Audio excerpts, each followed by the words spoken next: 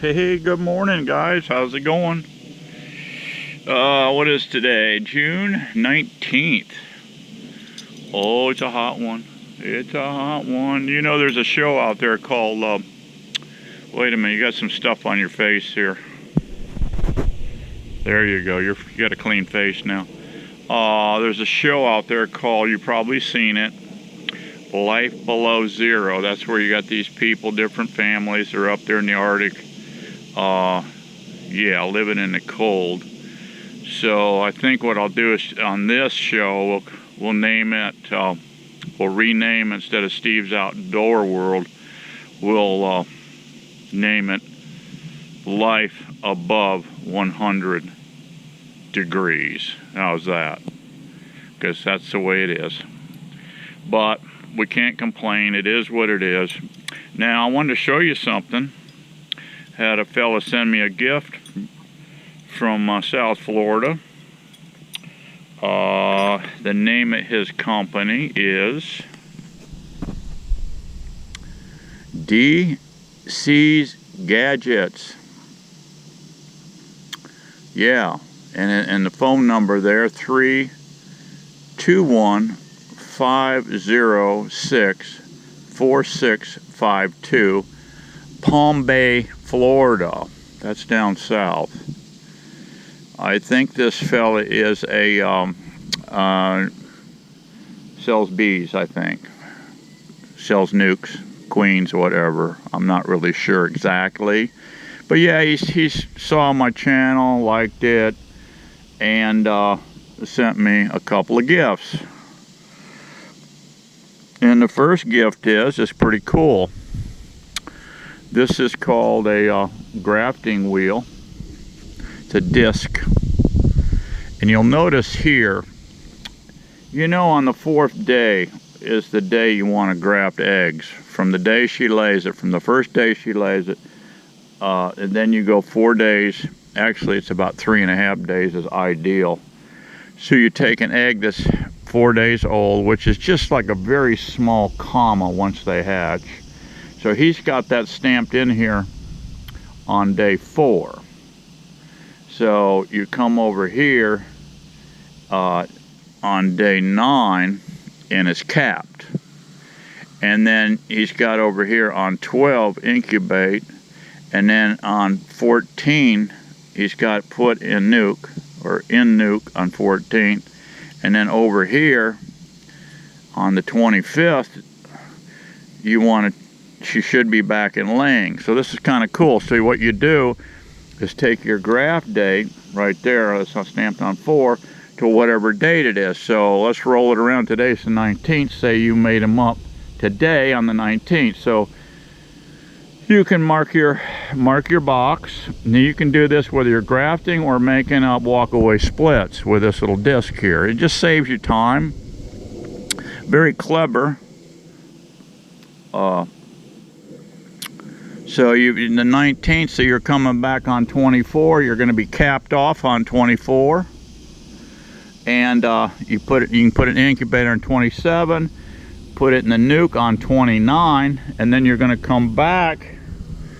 You're going to come back on the 9th of the next month and check it. So you can record that quickly. You can use, transfer these numbers over to a calendar. You can mark it on your hive and all. So I thought I'd show you that. That's pretty cool, and I appreciate it. Mr. Gadget Man, appreciate that. Like I said, go back out there and get on his website. It's dcgadgets@gmail.com, and check him out. Those discs are $15. He gets $15 for this wheel, and plus shipping. And then the other thing he sent me is fingers. He sent me a pair of fingers. These are super lightweight. Obviously cut them out on a one of them machines, that computer machines, that whack these out. They're aluminum, and it's kind of cool because I've always just taken my frames, you know, and pulled them out, and I lean them here while I'm doing my other work. My first frame I pull. But with this, these fingers, you can drop these fingers in here like so, and you just place your first frame right on the right on these fingers here, and then you can go ahead and work your colony. So this is a very cool idea. I do appreciate it. I don't think there's room for 2 frames in here, but you don't need room for 2, you just need room for 1. Your first frame you pull out, now you've got room to work your hive. So I thought I'd show you that quick trick, and I appreciate it, Mr. Gadget Man. And what we're going to do, I'm going to take you out in the field. I got to go on my morning hike. I was held up with the rains this morning. It's been raining. We're in the rainy season. And oh man, am I cassava growing. They call them cassava yucca. Look how tall that dude is. It is way up in the air. And what you get, they sell these at my store, my local store. But I've discovered on these, you want to wait. I'm going to say the second year on these. They say you can harvest these roots in 10 months. I pulled them up in 10 months, and they weren't big enough. You want them about that big around and about a foot long, and you'll get a huge cluster of them. You'll get, you know, maybe half a dozen per plant. But I'll let these go for 2 years. But these things are so, this is a tropical plant. You need to be in the tropics, kind of like where we're at here. These will frost out.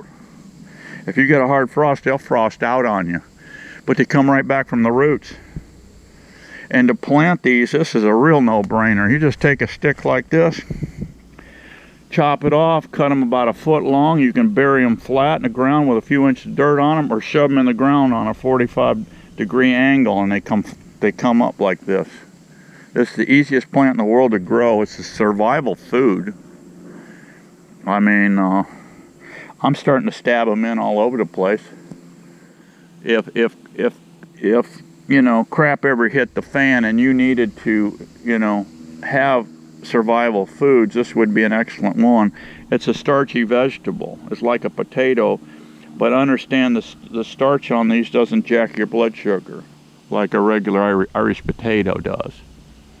So that's a good thing. So I'm not sure if this is keto diet food, but in a survival situation, who cares, right? All right, that's it now. I'm going to take you to the field, and we'll show you a couple things blooming out there.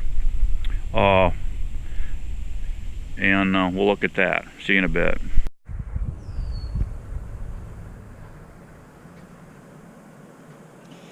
Okay guys, what I got here is the black mangrove. We're on the bay here, and this is the black mangrove. The honeybees are working it. They're working the bloom. There's bumblebees on this. Quite a few bees here working this, so we got a wild swarm in here somewhere, or some beekeeper is nearby. But this is the black mangrove. The red mangrove is already bloomed. But there's a lot of bees on this thing. I'll go down here and show you another little bush here. It's just loaded. Takes about 5 years from seed to start a tree. And I guess they live a long time.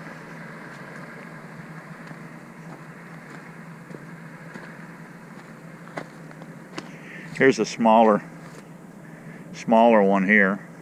They get kind of a round looking seed on them.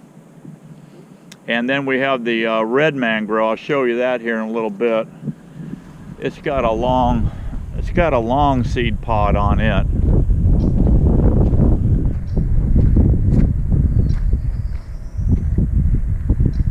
And actually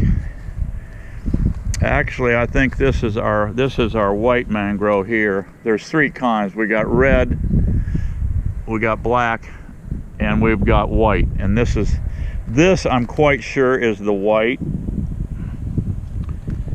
Yes, this is the white compared to the leaf on it to the black. The black has a smaller leaf.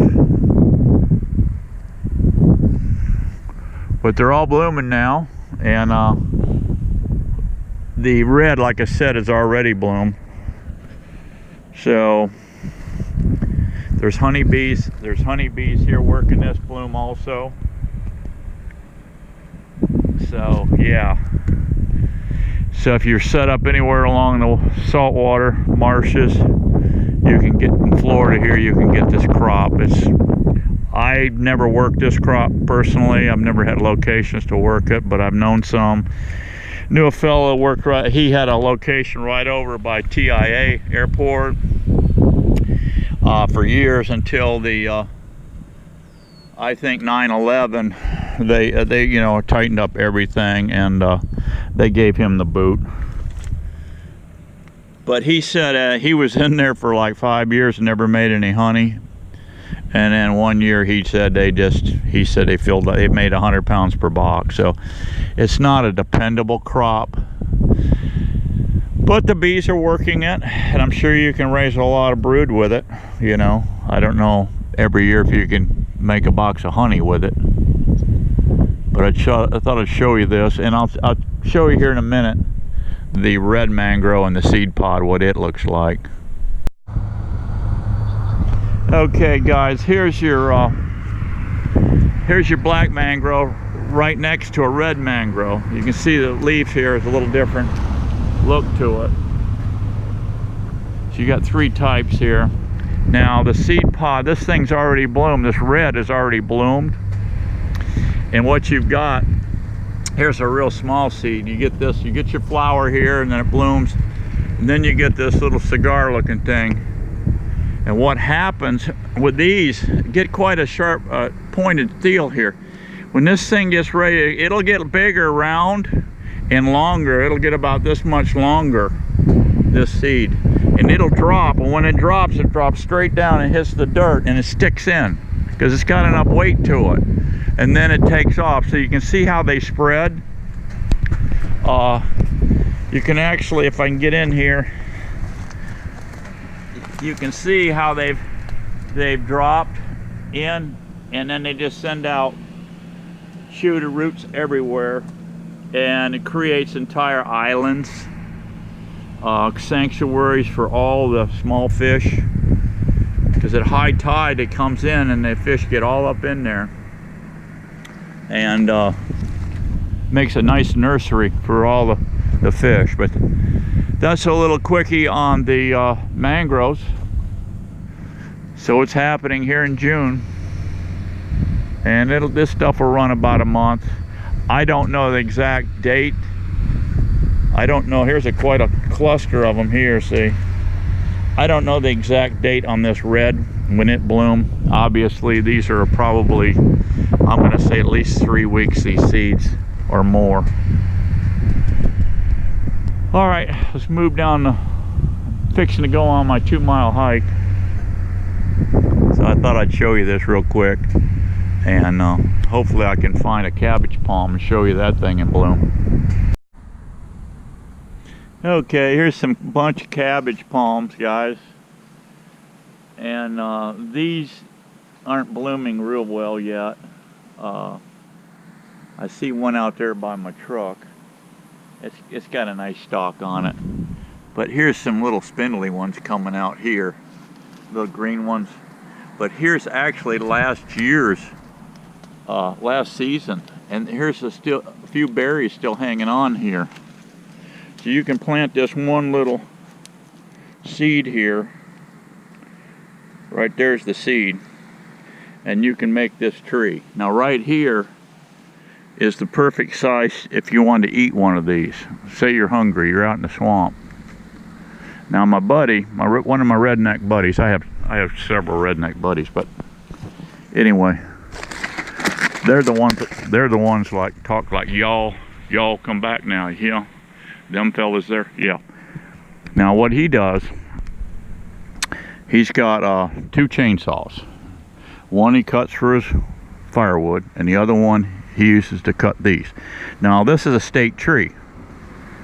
It's protected. You can't, you know, you can't be chopping these things out. But don't ever tell a Florida redneck you can't have cabbage, swamp cabbage, because he might fire up his chainsaw and come after you.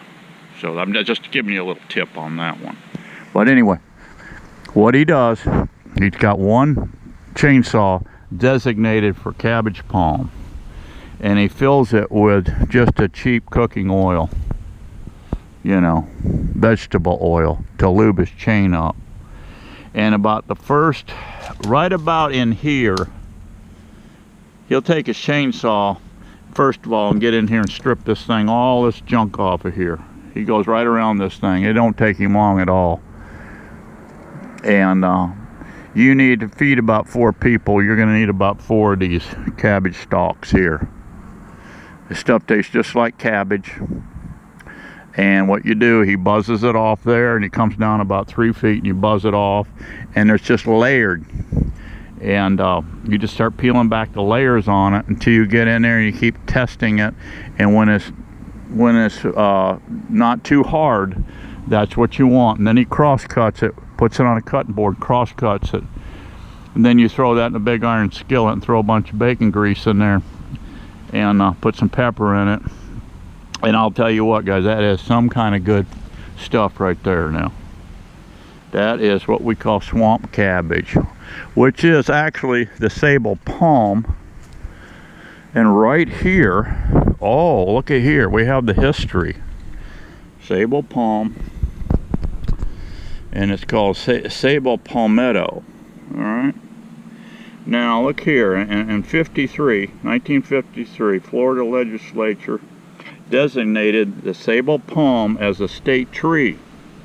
That was in 53. And in 1970, legislature mandated that Sabal Palm should replace the coca palm on the state seal.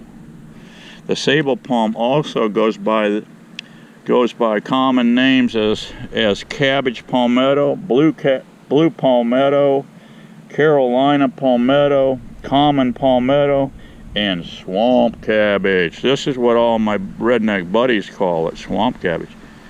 It can grow to 65 feet high with a trunk up to 2 feet in diameter. And the Sabal Palm is known to tolerate drought, standing water, brackish water. It is highly tolerant of salt winds, which is why it is so often associated with the beaches and coastal habitats. The Sabal Palm grows in almost any soil and has many uses, including food, medicine, and landscaping. So a lot of landscapers come out and dig this up for a landscape plant. Now medicine, I'm going to have to research this one because I didn't know this. There must be something in the seed going on or whatever. But the food, the Florida rednecks and Florida crackers have been eating this stuff forever. Now they're slow growing. I've got one at the house.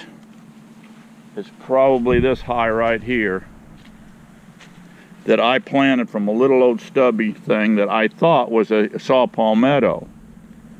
And now my tree is about this high, and I planted that in '99. And it's this height now. And when I started, it was just a little green shoot. And like I said, I thought it was saw palmetto, but it turned out to be cabbage palm. Yeah. The Indians made this stuff. They take these and thatch roofs with it. And this stuff lasts a long time. When I was in Panama Canal Zone and jungle training in the military, there was huts covered with this stuff. And we were in torrential downpours down there. And there was not a drop of water coming through. Now, how often they replace these palm fronds on those thatched roofs, I don't know. But all down in South America, this is what they used to thatch their roofs with. That and several other types of palms. I thought I'd show you that. And this is not a very impressive cluster, like I said. These things get huge white stalks on them with thousands and thousands of blooms. And some of these can have 10 of these huge stalks coming on them. I've been driving around looking, and I don't see anything very impressive in here at all. There's some up there still. Some areas go faster than others, and I don't know why. You'd think they'd just all pop at one time, but this particular, look at it, it's been raining. This trail is just a sloppy mess here. But these things can bloom all the way to September. You can see there's tons of them in here. I'm on basically like a little, this is kind of like a little peninsula comes out in the salt marsh. There's salt water all the way around this thing. And there's a little half-acre trail that goes around in here. And it says here, yeah, don't harm nothing, it said. Okay, I won't. Just for you guys, all right? But I hope my buddy with his chainsaw don't see this area, because, you know, he might get hungry for swamp cabbage. All right, guys, that's it for now. Quickie vid, and just thought I'd show you what's going on here in Florida and what's blooming. All right, hope everything's blooming in your world. I'll catch you guys later. Be happy. Bye-bye.